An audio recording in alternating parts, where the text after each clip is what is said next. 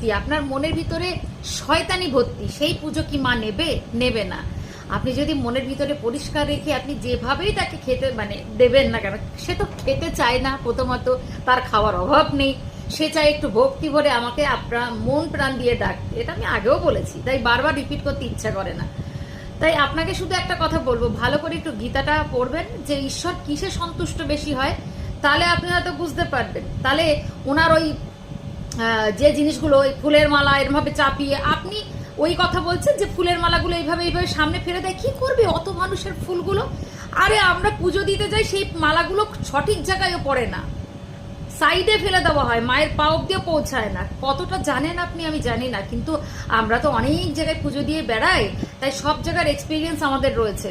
তাই এখানে অনেকটা ওই ঠেলাঠেলি, ওই যে বলেন না ঠেলে ফেলে দিচ্ছে, মঙ্গলা মাই করছে সেই করছে, সত্যি কথা বলতে কি এর থেকে অনেক খেলা অনেকেই